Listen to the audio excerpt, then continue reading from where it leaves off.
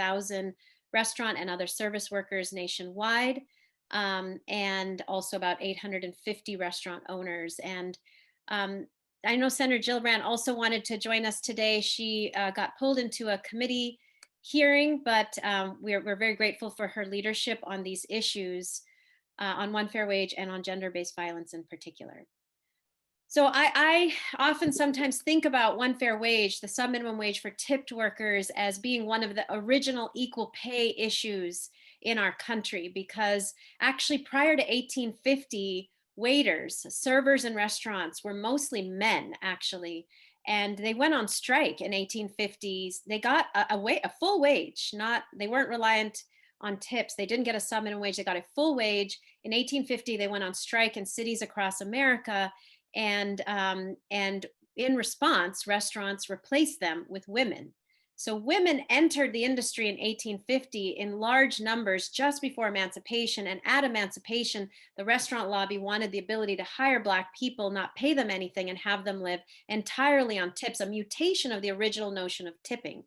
And so the entrance of women and Black people, and Black women in particular, into this industry took the wage from a full wage down to $0 an hour. And so there's no other way to understand the sub-minimum wage for tipped workers except as a devaluation of Black lives and a devaluation of women's work. There's no other way to understand it. And it became law in 1938 as part of the New Deal, when everybody got the right to the minimum wage for the first time.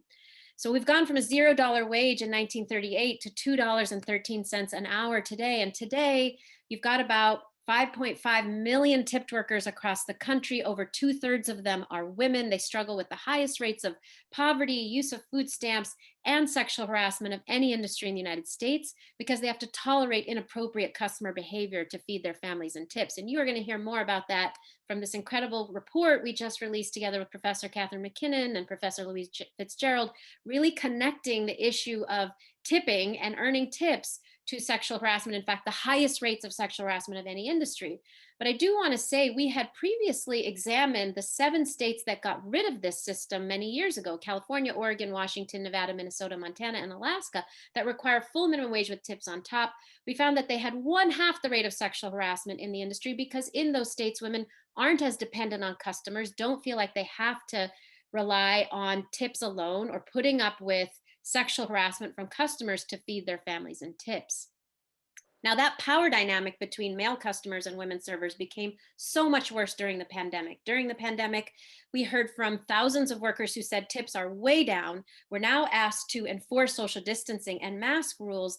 And worst of all, 40% of workers said sexual harassment went way up, and hundreds of women reported, "I'm being asked repeatedly every shift, take off your masks so I can see how cute you are before I decide how much to tip you," which changed our issue from being just an injustice, if you can say just an injustice, from an issue of equal pay and racial injustice and gender injustice, to now being a matter of life and death. And that is why we are so thrilled to be working with the legislators on the Raise the Wage Act, which proposes not only a $15 minimum wage, but full elimination of the sub-minimum wage for tipped workers. And we understand that to get this bill across the finish line, there may be compromises.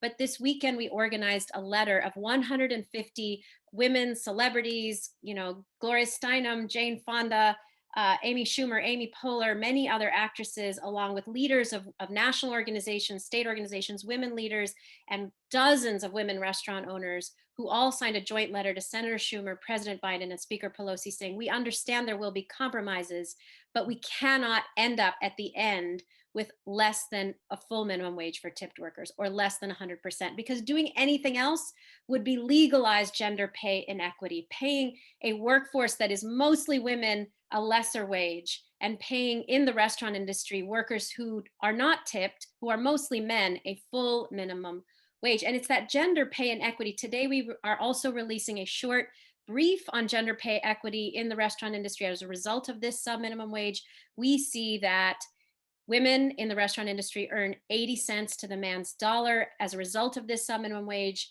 and that the 7 states that require a full minimum wage have cut that gender pay inequity from 1/4 to 1/3 because they pay workers, women, a full minimum wage with tips on top. So we are saying collectively, we can raise the minimum wage, we can get this done. We can talk about compromise, but one thing we cannot compromise on is a lesser wage for tipped workers in the end, even if it takes